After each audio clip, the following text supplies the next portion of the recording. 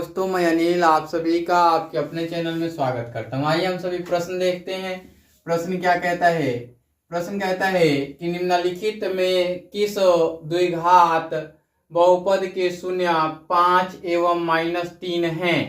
इसको अंग्रेजी में मैं पढ़ूं कि विच ऑफ द फॉलोइंग, यहाँ में का अर्थ इन मत लगाइएगा, ठीक है। Which of the following quadratic polynomials has zeros 5 and -3, ऐसा होगा। इसको बार बार रिपीट करके सुन लिया कीजिए। बाकी मैं आपको बताऊं कि जब ऐसा देगा तो इसके लिए आप हमेशा द्विघात बहुपद के मूल फॉर्मेट को याद करेंगे, सूत्र को नहीं, फॉर्मेट को। फॉर्मेट क्या होता है? ax² plus bx plus c, ऐसा होता है। अब हमें यहाँ जीरोज, इसको अगर अल्फा माने, इसको अगर बीटा माने, है ना, तो अल्फा प्लस बीटा क्या होता है? -b/a होता है। अब एक चीज देखिएगा कि यहाँ पे जो दिया गया है, ऑप्शंस में जो दिया गया है, उस सभी में a = 1 दिया गया है सभी के लिए, है ना। और अल्फा इंटू बीटा जो होता है वो c/a होता है ना। यहाँ भी ये मान एक ही दिया गया है। अब एक चीज समझिएगा, अल्फा प्लस बीटा यानी इसमें आए तो 5 और प्लस का -3, तो ये बराबर हो जाएगा 2 के। इसके अकॉर्डिंग -b अगर 2 के बराबर आता है तो b जो मिलेगा वो -2 मिलेगा। इस डाटा के अनुरूप मैं बता रहा हूं। और यहां c के लिए अगर 5 गुणा -3 किया जाए तो ये -15 आएगा, ये होगा। और इस डाटा के अनुसार दोनों माइनस आ रहा है, अर्थात कि b के मान भी माइनस आ रहे हैं और c के मान भी, अर्थात c के मान भी माइनस आ रहे हैं। तो इसके अकॉर्डिंग इसका उत्तर ऑप्शन सी होगा। अब मैं आपको बताऊं कि ऐसा डाटा आप देख करके ही लगाए कि इसमें a के गुणांक तो कुछ नहीं दिए गए हैं। अगर दिए गए हैं तो ये मान पलट जाएगा। जितने a के मान दिए गए होंगे तो यहाँ b का जो मान आएगा, b का मान जो आएगा वो अल्फा प्लस बीटा के दुगने से निगेटिव आएगा, है ना। ये निगेटिव मान आएगा b का मान। और c का जो मान आएगा वो आपका अल्फा इंटू बीटा के दुगने के निगेटिव आएगा। ये हमेशा याद रहेंगे। सॉरी, दुगना नहीं, a अगर 2 रहता तो 2, a के दुगना नहीं लिखेंगे, a के, है ना, अल्फा प्लस बीटा गुणा a, अर्थात कि इस a के गुणनफल के बराबर आएगा, इस a के गुणनफल के बराबर आएगा। ये हमेशा याद रखेंगे। ये डायरेक्ट निकालने का फॉर्मेट है। आप देख लीजिए कि यहाँ पे बहुपद में कहीं भी मान क्या नहीं दिए गए हैं, गुणांक a के लिए एक ही मान है, कहीं भी मान बदला नहीं है। अब आपके पास जो शून्यक है उसके अकॉर्डिंग जब शॉर्टकट में निकालना हो तो ये वाला फॉर्मेट यूज करेंगे। a का मान जब एक कुछ भी ना दिया हो तो एक कंसीडर करते हैं, तो यहाँ a हाइड हो जाएगा, यहाँ भी ये हाइड हो जाएगा। और ये दोनों मान जो आएगा वो सदैव निगेटिव मान आएगा, सदैव निगेटिव नहीं आएगा। ये अगर निगेटिव हुआ तो पॉजिटिव भी आ जाएगा। ये अगर दोनों निगेटिव हुआ तो दिक्कत है, अगर एक निगेटिव हुआ तो दिक्कत नहीं है।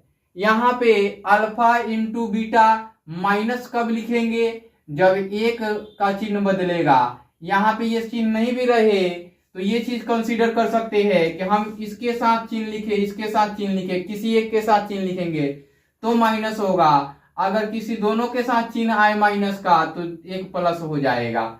ये हम इसके अकॉर्डिंग समझा रहे हैं, इसलिए इतना बताना पड़ रहा है। अगर डायरेक्ट बताऊं तो b के लिए अब फॉर्मेट बन गया कि यही होगा। क्या? क्योंकि ये b के साथ माइनस आता है, यहाँ c के साथ माइनस नहीं आता है। तो बी के साथ माइनस आता है तो सामने वाले के साथ लग जाएगा, और सी के साथ माइनस नहीं आता है तो सामने वाले के साथ नहीं लगेगा। ये याद रखिएगा। ये कॉन्सेप्ट क्लियर हुआ। शॉर्टकट लगाने का तरीका मैंने बताया। बाकी इसको पूरा फॉर्मेट में बनाएंगे तो लिखेंगे सॉल्यूशंस, अर्थात कि हल, गिवन अर्थात दिया गया है या दिया है ना, क्या दिया गया है, शून्यक बराबर क्या दिया गया है, 5 एवं -3, ऐसा दिया गया है। और क्या दिया गया है, शून्यक दिया गया है, बहुपद पूछा गया है, बहुपद पूछा गया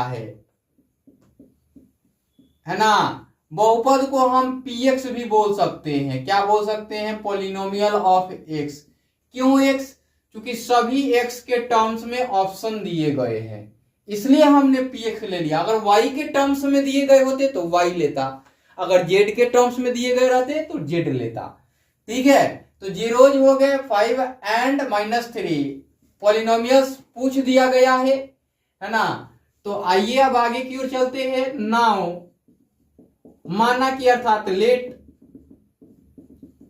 माना कि अल्फा बराबर 5 और बीटा बराबर -3 है ना। फिर अर्थात अगेन है ना, द्विघात बहुपद, द्विघात बहुपद, बहुपद ज्ञात करने के सूत्र से, ज्ञात करने के सूत्र से क्या होगा, द्विघात बहुपद, द्विघात बहुपद बराबर x² minus alpha plus beta into x plus alpha into beta, ये होगा। तो बहुपद के लिए आपने px लिया है तो यहां px भी लिख सकते हैं है ना, px ले सकते हैं आप। चलिए मैं एक चीज बताऊं कि अंग्रेजी में इसको बता दूं कि from the formula of the find the quadratic equations, sorry quadratics polynomial, ऐसा लिख सकते हैं, या द्विघात बहुपद या px ऐसा लिख सकते हैं, px is equal to x² और माइनस ये लिखेंगे हम अल्फा का मान, देखिए यहाँ पे 5 है और प्लस बीटा का मान 3 है, ऐसा दिया गया है आपके सामने, एडेड टू 5 और इंटू -3 ऐसा दिया गया है।